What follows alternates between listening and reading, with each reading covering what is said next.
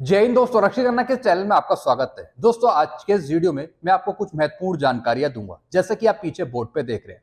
Video में आगे बढ़ने से पहले एक छोटी सी अपील कर रहा हूं। अगर आप पहली बार मेरा चैनल देख रहे हैं या फिर ये वीडियो देख रहे हैं तो आप मेरा चैनल सब्सक्राइब भी कर सकते हैं, जिसका नाम है रक्षित खन्ना, क्योंकि ऐसी जानकारियां, ऑथेंटिक जानकारियां आपको मिलती रहती है इस चैनल के माध्यम से।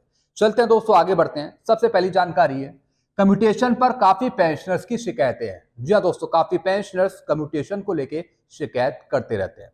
सबसे पहली शिकायत है पेंशनर्स की। पेंशनर्स कहते हैं 15 साल पूरे हो गए हैं लेकिन रिकवरी अभी भी हो रही है। जी हाँ दोस्तों, काफी ऐसे पेंशनर्स हैं जिनके 15 साल खत्म हो गए हैं लेकिन उसके बाद भी पेंशन में से रिकवरी करी जा रही है कम्यूटेशन की। अब पेंशनर्स कहते हैं कि कैसे हम अपनी रिकवरी बंद कराएं। अब दोस्तों, ऐसे पेंशनर्स की और भी एक दो कैटेगरी है। जी हाँ दोस्तों, एक तो वो पेंशनर्स हैं जो 2006 के बाद आए हैं और जिनको एमएससीपी मिली हुई है। अगर आपको एमएससीपी मिली हुई है तो फिर आपका पीरियड बढ़ जाएगा। जी हाँ दोस्तों, फिर आपका पीरियड 15 साल का नहीं रहेगा, थोड़ा और बढ़ जाएगा, यानी जब से आपको एमएससीपी मिली हुई है। अब दोस्तों, एक और कैटेगरी है जिन पेंशनर्स को एमएससीपी नहीं मिली। जी हाँ दोस्तों, तो उनका पीरियड 15 साल का ही रहेगा। जिनको एमएससीपी नहीं मिली और अगर 15 साल बाद उनकी रिकवरी हो रही है कम्यूटेशन की, तो ऐसे पेंशनर शिकायत डालेंगे सीपी ग्राम में। जी हाँ दोस्तों, आप सीपी ग्राम में शिकायत डालेंगे, उसके बाद पेंशन डिस्पेंसरी एजेंसी आपकी रिकवरी बंद कर देगी, जिनको भी 15 साल खत्म हो गए हैं और जिन पेंशनर्स को एमएससीपी नहीं मिली। तो दोस्तों, एक दो कैटेगरी आपने ये समझ ली। फिर दोस्तों, एक और कैटेगरी है जिसमें पेंशनर्स कहते हैं जो 15 साल से पहले ही अपनी रिकवरी बंद कराना चाहते हैं, यानी 10 साल बाद, 11 साल बाद, 12 साल बाद।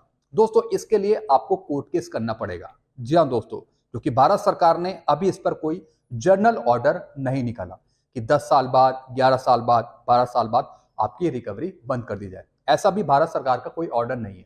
लेकिन फिर भी अगर आप 15 साल से पहले अपनी रिकवरी बंद कराना चाहते हैं कम्यूटेशन की पेंशन में से, तो इसके लिए आपको कोर्ट केस करना पड़ेगा जब तक कि भारत सरकार का कोई ऑर्डर नहीं आ जाता।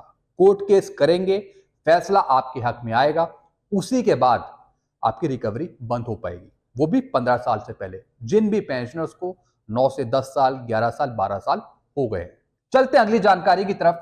ओआरओपी 3 का एरियर नहीं मिला, ना ही बढ़ी हुई पेंशन मिली, क्या करें? जी हाँ दोस्तों, अभी भी ऐसे कुछ पेंशनर्स हैं जिनको ओआरओपी 3 का एरियर नहीं मिला और ना ही बढ़ी हुई पेंशन मिली ओआरओपी 3 के अनुसार। इसका सबसे बड़ा कारण है आपके ओआरओपी 3 के पीपीओ जारी ना होना। जी हाँ दोस्तों, स्पर्श द्वारा, पीसीडी द्वारा आपके अभी तक ओआरओपी 3 के पीपीओ नहीं बने हैं। इस वजह से ना ही आपकी पेंशन बढ़ी है और ना ही आपको एरियर मिला है ओआरओपी 3 का। तो इसके लिए ये आप सीपी ग्राम में शिकायत डालेंगे। जी हाँ दोस्तों, सीपी ग्राम में आप शिकायत डालें, उसके बाद आपको ओआरओपी 3 की बढ़ी हुई पेंशन भी मिल जाएगी और ओआरओपी 3 का एरियर भी मिल जाएगा। एक दोस्तों, मैं आपको एग्जाम्पल दिखाऊंगा। जी हाँ दोस्तों, एक पेंशनर ने मुझे कमेंट किया, मेरे मार्गदर्शन के अनुसार पेंशनर्स चले, उसके बाद उनको ओआरओपी 3 की बढ़ी हुई पेंशन भी मिल गई और एरियर भी मिल गया। ये वाला पॉइंट मैं आपको लास्ट में समझाऊंगा। चलते अगली जानकारी की तरफ। अब दोस्तों, अगली जानकारी बहुत ही महत्वपूर्ण है आपके लिए। अगर आप एसीपी लेना चाहते हैं या फिर एमएससीपी लेना चाहते हैं, एसीपी और एमएससीपी में डिफरेंस, इसके रूल क्या है और किन पेंशनर्स को एमएससीपी मिलेगी और किन पेंशनर्स को एसीपी मिलेगी, दोनों चीजें दोस्तों मैं आपको समझाऊंगा और कुछ रूल भी मैं आपको समझाऊंगा। सबसे पहले हम बात करेंगे एसीपी की, एश्योर्ड कैरियर प्रोग्रेशन। एक तरीके का दोस्तों ये वित्तीय उन्नयन लाभ है, वित्तीय लाभ है जो आपको एक रैंक पे रहने के बाद दूसरी रैंक की पेंशन मिलती है, एक लाभ मिलता है अगली रैंक का, इसलिए हम बोलते हैं एसीपी, एश्योर्ड कैरियर प्रोग्रेशन। अब दोस्तों, एसीपी किन्हें मिलेगी? जी हाँ दोस्तों, एसीपी मिलेगी जो पेंशनर्स 7 अगस्त 2003 से 31/12/2005 के बीच में आए, उनको एसीपी मिलती है। आप समझ गए होंगे, 7 अगस्त 2003 से 31/12/2005 के बीच में आए, उनको एसीपी मिलेगी। अब दोस्तों, भारत सरकार के रूल के अनुसार, आर्मी हेडक्वार्टर के रूल के अनुसार, जो पुराने पेंशनर्स हैं, यानी 7 अगस्त 2003 से जो पहले आए हैं, उनके लिए एसीपी नहीं है, ना ही उनके लिए एमएससीपी है। यह बहुत बड़ा दुर्भाग्य है पेंशनर के साथ, पूर्व सैनिकों के साथ। तो दोस्तों, आपने एसीपी समझ ली, कब से लागू? 7 अगस्त 2003 से। अब दोस्तों, एमएससीपी किसके लिए लागू है? साथ में मैं आपको एमएससीपी भी बता रहा हूं। एमएससीपी लागू है 1/1/2006 से। 1/1/2006 के जो बाद आएंगे उनको एमएससीपी दी जाएगी, वित्तीय उन्नयन लाभ दिया जाएगा। मॉडिफाइड एश्योर्ड कैरियर प्रोग्रेशन, जी हाँ दोस्तों, इसका फुल फॉर्म है मॉडिफाइड एश्योर्ड कैरियर प्रोग्रेशन। एक तरीके का दोस्तों ये भी वित्तीय उन्नयन लाभ है, ये भी एक वित्तीय लाभ है। यानी आप एक रैंक को होल्ड करते हैं कुछ सालों तक, उसके बाद आपको नेक्स्ट रैंक की पेंशन मिलती है। और दोस्तों ये आपको बेनिफिट मिलता है 1/1/2006 से। अब दोस्तों एसीपी में दो वित्तीय लाभ आपको मिलते हैं, दो फाइनेंशियल अपग्रेडेशन आपको मिलते हैं एसीपी में। यानी जो पेंशनर्स 7 अगस्त 2003 से 31/12/2005 के बीच में आएंगे उनको दो लाभ मिलेंगे, दो वित्तीय लाभ मिलेंगे। सबसे पहला 10 साल होने पर नायक का पेंशन और फिर 20 साल होने पर हवलदार का पेंशन। जी हाँ दोस्तों, अगर कोई सिपाही है, अगर 10 साल से ज्यादा की सर्विस है तो फिर नायक की पेंशन। अगर कोई सिपाही है, नायक है, 20 साल से ऊपर क्वालिफाइंग सर्विस है तो फिर उन्हें हवलदार की पेंशन। जी हाँ दोस्तों, ये है एसीपी का रूल, दो फाइनेंशियल अपग्रेडेशन। अब दोस्तों एमएससीपी का रूल समझिए। एमएससीपी में आपको 3 फाइनेंशियल अपग्रेडेशन मिलते हैं, 3 वित्तीय लाभ मिलते हैं। पहला दोस्तों 8 साल होने पर नायक का पेंशन, 16 साल होने पर हवलदार का पेंशन और फिर 24 साल होने पर नायब सूबेदार का पेंशन। जी हाँ दोस्तों, अगर कोई सिपाही है 8 साल वो एक ही रैंक में रहा है तो दोस्तों फिर नायक का पेंशन। अगर कोई सिपाही है, नायक है, 16 साल से ऊपर की सर्विस है तो फिर उनको हवलदार का पेंशन। अगर कोई सिपाही है, नायक है, हवलदार है, 24 साल ऊपर क्वालिफाइंग सर्विस है तो फिर उनको नायब सूबेदार का पेंशन। यह है दोस्तों एमएससीपी का रूल। एसीपी में दो फाइनेंशियल अपग्रेडेशन, नायक का और हवलदार का, और एमएससीपी में 3 फाइनेंशियल अपग्रेडेशन, पहला नायक, दूसरा हवलदार और तीसरा नायब सूबेदार। जी हाँ दोस्तों, और एमएससीपी में दोस्तों अगर कोई डायरेक्ट एंट्री जेसीयू है तो दोस्तों फिर ऑनरी लेफ्टिनेंट तक की उनको एमएससीपी मिल जाती है। एमएससीपी की बात कर रहा हूं मैं। अब दोस्तों कार्रवाई कहां से होगी? अगर आपको एसीपी लेनी है, एमएससीपी लेनी है तो कार्रवाई कहां से आपको करनी पड़ेगी? दोस्तों इसके लिए आपको रिकॉर्ड जाना पड़ेगा। जी हाँ दोस्तों, रिकॉर्ड से ही आपकी कार्रवाई होगी, पार्ट 2 ऑर्डर जनरेट होंगे, उसी के बाद आपको उसका पेमेंट मिल पाएगा। तो रिकॉर्ड आप जाएंगे, वहां से आप एसीपी भी ले सकते हैं और एमएससीपी भी आप ले सकते हैं। अब दोस्तों कौन सी ऐसी कंडीशन है जिसकी वजह से आपको एसीपी या फिर एमएससीपी नहीं मिलेगी? जी हाँ दोस्तों, मैं कुछ आपको रूल भी समझा देता हूं जिसकी वजह से आपको एसीपी एमएससीपी नहीं मिलती।